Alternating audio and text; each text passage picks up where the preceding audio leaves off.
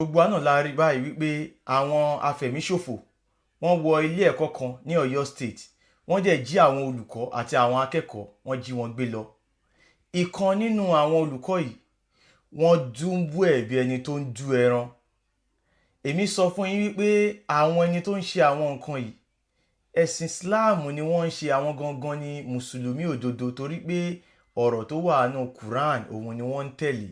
Ẹ yẹ ká lọ sí Quran chapter 8 verse 12. Kí ni nǹkan tó sọ? Ó ní, rántí nígbà tí olúwa rẹ̀ fi mọ àwọn màláíkà pé dájúdájú èmi ń bẹ pẹ̀lú yín.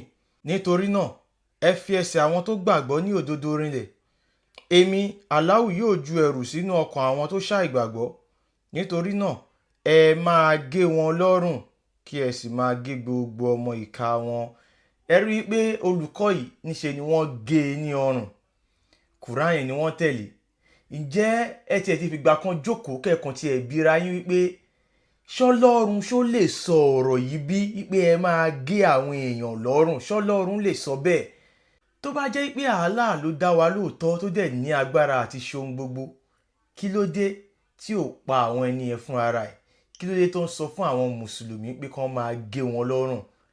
Ẹ̀yin èèyàn wa ẹ jí, ṣé rí gbogbo nǹkan tá à ń sọ látijọ́ yìí? Mo mọ̀ pé ọ̀pọ̀lọpọ̀ àwọn àáfà àwọn mùsùlùmí náà máa sọ pé irọ́ ni wọ́n pa àwọn ọmọ nǹkan tó ń sọ, wọ́n tú Quran lódìlódì ni. Ẹ má bá wọn jà, ẹ jọ̀ọ́. Nǹkan tá a fẹ́ kẹ́ ẹ ṣe fún wọn báyìí ni wípé èèyàn kéèyàn tó bá ti wá bá yín wípé kó o wá wọ inú ẹ̀sìn Islam wípé irọ́ ni nǹkan tá à ń pa, irú ẹni bẹ́ẹ̀ bóyá àáfà ni bóyá mùsùlùmí ni, ẹ sọ fún wípé ṣó ṣetán láti búra fún yín nídìí Ṣàngó. Ẹ má jẹ́ kó fi Quran búra fún yín. Ẹ má gbàgbé pé Quran ìtàn ìjàpá àti yánníbo ni. Bó ṣe wà kò sí agbára kankan ń bẹ̀ kó lè ṣe nǹkan kan. Ó lẹ́jú só lọ òfútù fẹ́ẹ̀tẹ̀ ni, òfegè ni, àṣà tí ò ní kán ni.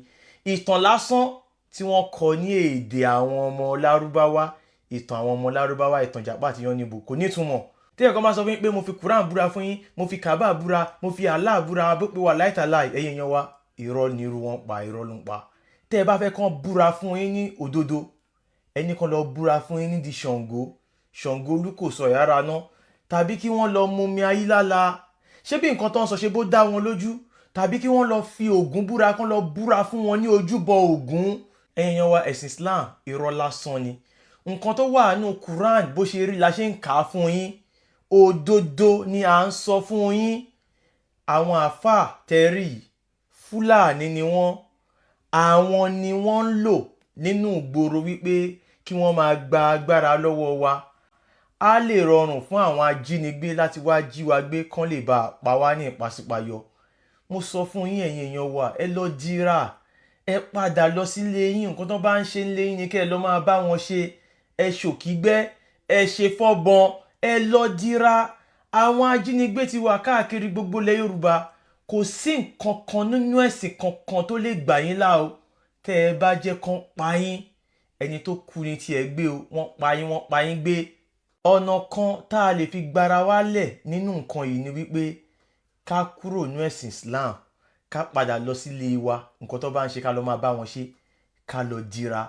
Torí bá ṣe kúrò nínú ẹ̀sìn Islam, wọ́n máa ya wá, wọ́n máa wá gbógun tì wá. Torí pé nǹkan tó wà nínú Islam ni pé ẹ pè wọ́n sí Islam. Tí wọn ò bá ti ṣe, ẹ máa gba owó jizya lọ́wọ́ wọn. Tí wọ́n bá kọ̀ láti sanwó, ẹ gbógun tì wọ́n, ẹ pa wọ́n. Ẹ̀yin èèyàn wa, ẹ̀sìn Islam wọ́n gbé wá láti wá fi jà wá lógun ni. Wọ́n gbé wá láti wá fi sọ wá di ẹni àánú ni. Wọ́n gbé wá láti wá fi ba ayé wa jẹ́ ni. Gbogbo àwọn mùsùlùmí yẹn Fúlàní ni wọ́n dẹ̀ fẹ́ pa wá kí wọ́n gba ilẹ̀ lọ́wọ́ wa. Ẹ jí, ẹ má sùn, ẹ padà lọ sílé yín. Nǹkan tó bá ń ṣe nílé yín ni kẹ́ ẹ lọ máa bá wọn ṣe. Ìgbà tán ti jí wọn gbé lọ́yọ̀ tán ti pa wọ́n, ǹjẹ́ rí àáfà kan kó jáde kó sọ̀rọ̀? Torí wípé iṣẹ́ kan náà ni wọ́n jọ ń ṣe. Ẹ̀yin èèyàn wa, ẹ jí, ẹ má sùn.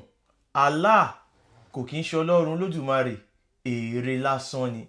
Paracetamol 10 naira ó lágbára ju Allah lọ. Mo sọ yìí mo dúró. Ó dìgbà.